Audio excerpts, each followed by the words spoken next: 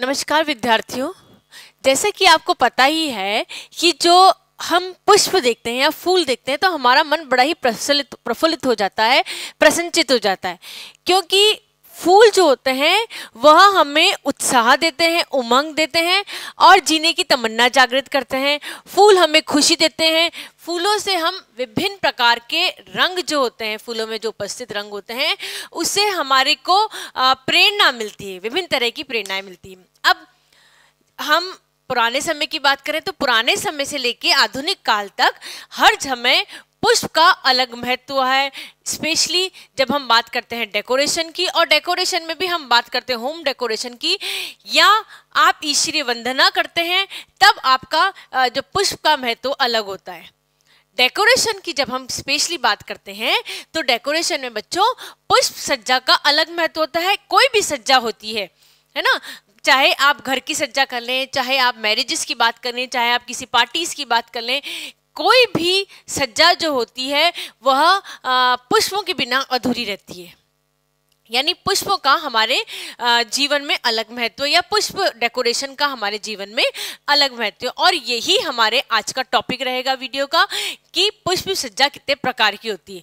Generally as an layman language हम देखें तो हम बात करते हैं पुष्प सज्जा यानी कि सिंपल डेकोरेशन। फूल लेकर आए, फूल लेकर आप कुछ पत्तियां लेकर आए और हम डेकोरेशन कर लेते हैं, नहीं।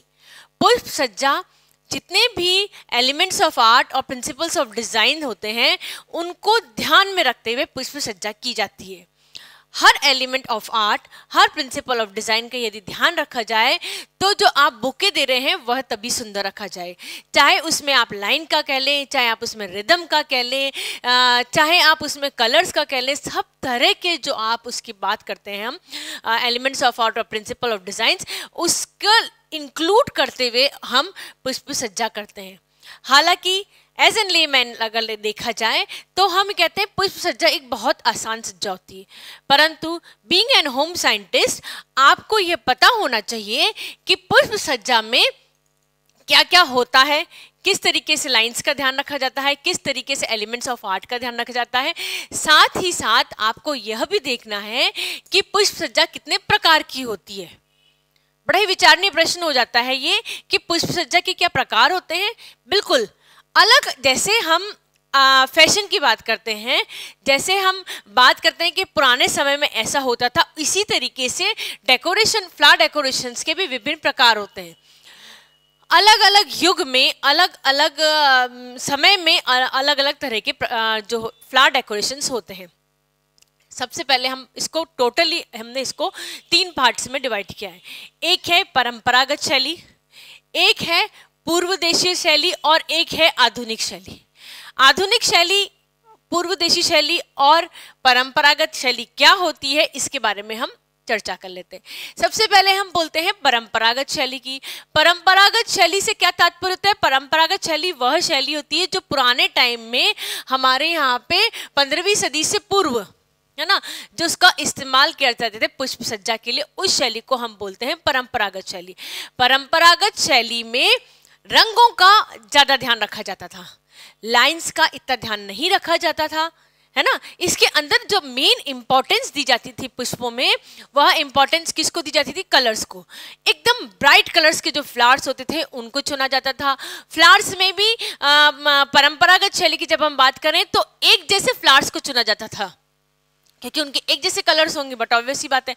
तो परंपरागत शैली ऐसी शैली है जिसके अंदर की रंगों को ज्यादा महत्व दिया जाता था, साइज को इतना महत्व नहीं दिया जाता था, शेप को इतना ज्यादा महत्व नहीं जाता था। इंपॉर्टेंस जो सबसे ज्यादा दी जाती थी वो किसको दी जाती थी? कलर्स को दी जाती थी। फिर हम बात करते हैं पूर्व देशीय शैली की। पूर्व देशीय शैली जो होती, यह इसको हम जनरली नाम जाना जाता है जापान से। जापान में जो फ्लावर डेकोरेशन का मेथड अपनाया गया था परंपरागत शैली से अलग था। इसके अंदर जो फ्लावर डेकोरेशन में केवल और रोजेस का इस्तेमाल किया जाता, और कोई फ्लावर्स का इस्तेमाल नहीं किया जाता था। और यह जो इस्तेमाल किया जाता था इसको नाम दिया गया था इकेबाना। ठीक है, पूर्व देशी शैली में जिस फ्लावर्स को इंपॉर्टेंस दी जाती थी वह थी रोजेस। रोजेस में भी यह बताया जाता था कि केवल, और इसके अंदर और कोई फ्लावर्स का यूज नहीं किया जाता था, ठीक है। और चूंकि इसके अंदर रोजेस का इस्तेमाल किया जाता था, जापानी शैली, तो इसलिए इसका नाम दिया गया था इकेबाना। इकेबाना जो शैली होती है, इकेबाना शैली में 3 स्तर होते हैं, ठीक है। प्रथम, द्वितीय और तृतीय स्तर। प्रथम सबसे ऊंचा स्तर होता है। यह जो फूलदान होता है, जो फ्लावर वास होता है, फ्लावर वास से 1.5 से 2.5 गुना तक लंबाई होती है उसकी, ठीक है। जो प्रथम स्तर होता है इकेबाना में, उसमें जो रोजेस की लंबाई होती है, डंडी की जो लंबाई होती है, वह लंबाई जो फ्लावर वास होता है, फ्लावर वास से 1.5 से 2.5 गुना तक रखी जाती है। इसको हम कहते हैं स्वर्ग, क्योंकि वो सबसे ऊंचा होता है, इसलिए हमें इसके कहते हैं स्वर्ग का नाम दिया गया है। द्वितीय स्तर प्रथम स्तर से 3/4 गुना होता है, ठीक है। द्वितीय स्तर प्रथम स्तर से 3/4 गुना होता है, और तृतीय स्तर जो होता है वह प्रथम तल से आधा होता है। और जो तृतीय स्तर होता है, तृतीय स्तर जो फूलदान होता है उसके बिल्कुल पास में होता है, चिपका हुआ होता है, ठीक है। वापस रिपीट कर देते हैं हम। इसके अंदर इकेबाना जो फ्लावर डेकोरेशन का मेथड होता है, इसके अंदर ये जापानी शैली है। इसके अंदर मुख्यतः 3 तल होते हैं, प्रथम, द्वितीय और तृतीय तल। प्रथम स्तर को इसको नाम दिया गया है, स्वर्ग का नाम दिया गया है, और यह फ्लावर वास से सबसे ऊंचा होता है। इसकी एक खासियत, इकेबाना की एक और खासियत होती है कि जो प्रथम स्तर होगा, इसके अंदर कलियां होगी, सिर्फ कलियां, ठीक है। द्वितीय स्तर होता है, इसके अंदर अर्ध खिले फूल होते हैं, और जो तृतीय स्तर होता है, इसके अंदर पूरे खिले हुए फूल होते हैं। अलग अलग स्तर को डिवाइड किया गया इस तरीके से, ठीक है। 2 तरीके से डिवाइड किया गया, एक तो पुष्प की कितना खिला हुआ है उसके हिसाब से डिवाइड किया है, और इसकी लंबाई के हिसाब से डिवाइड किया है। खिला हुआ है इसका मतलब केवल कलियां हैं, तो ये कौन सा है, प्रथम तल। अर्ध खिला फूल है तो उसके अंदर है द्वितीय तल, और पूरा पुष्प खिला हुआ है तो इसके अंदर आता है तृतीय तल। प्रथम स्तर जो है वो 1.5 से 2.5 गुना है, ठीक है। प्रथम स्तर जो है वह कैसा है, 1.5 से 2.5 गुना तक है। द्वितीय स्तर है वो 3/4 गुना है, किसका, प्रथम तल का। और ये प्रथम स्तर 1.5 से 2.5 गुना किसका है, जो फ्लावर वास है उसकी लंबाई 1.5 से 2.5 गुना तक होती है। यह प्रथम तल से 3/4 तक होती है, और तृतीय स्तर में ये इसकी लंबाई होती है प्रथम स्तर से आधी होती है। और जो तृतीय स्तर होता है ना बच्चों, वह तृतीय स्तर जनरली जो फ्लावर वास होता है उसके बिल्कुल करीब होता है ना।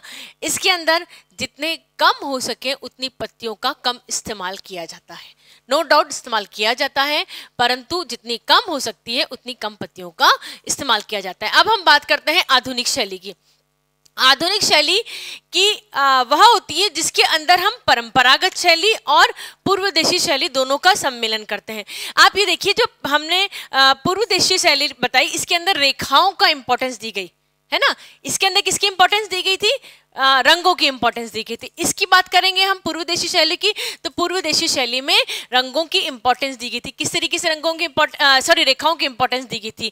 प्रथम तल, द्वितीय तल, तृतीय तल, रेखा है ना, इतना लंबा, फिर इसका इतना लंबा, फिर इतना लंबा, यानी इसमें रेखाओं की इंपॉर्टेंस दी गई थी। अब हम बात करते हैं आधुनिक शैली। तो आधुनिक शैली में बच्चों दोनों का मिक्सचर कर दिया गया है, यानी रंगों का भी ध्यान रखा गया है और रेखाओं का भी ध्यान रखा गया है। अलग अलग तरीके से रंगों और रेखाओं को मिला के जब हम पुष्प सज्जा करते हैं तो वह किस में आती है, आधुनिक शैली में आती है। आधुनिक शैली की एक खास बात और होती है कि इसके अंदर हम केवल और केवल पुष्प नहीं यूज करते हैं, ठीक है। आधुनिक शैली में हम केवल और केवल पुष्प का उपयोग नहीं करते हैं। आधुनिक शैली में हम पत्तियों का भी इस्तेमाल करते हैं, हम डंडियों का भी इस्तेमाल कर लेते हैं। कई बार क्या होता है कि जो आधुनिक शैली होती है इसके अंदर हम केवल डंडियां लगा सकते हैं, उसके अंदर पत्तियां भी नहीं होगी।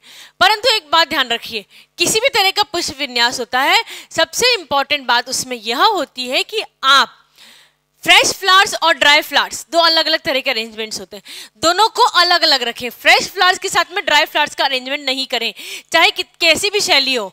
इन तीनों शैलियों की हम बात करते हैं, इसमें हम बात कर रहे हैं केवल फ्रेश फ्लावर अरेंजमेंट की, यानी कि ताजे टूटे हुए फूल की। आप फूलों को सुखा के आर्टिफिशियल फ्लावर्स जो आजकल चल रहे हैं उसका उपयोग फ्रेश फ्लावर के साथ में नहीं करेंगे। यह एक नियम होता है फ्लावर अरेंजमेंट का, ठीक है। फ्लावर अरेंजमेंट के नियम के अनुसार फ्रेश फ्लावर्स, आर्टिफिशियल फ्लावर्स या ड्राई फ्लावर्स, इन तीनों का मिक्सचर नहीं होना चाहिए। तो ये होती है आपकी परंपरागत पूर्वदेशी शैली और आधुनिक शैली, ये हमारे पुष्प विन्यास के प्रकार होते हैं।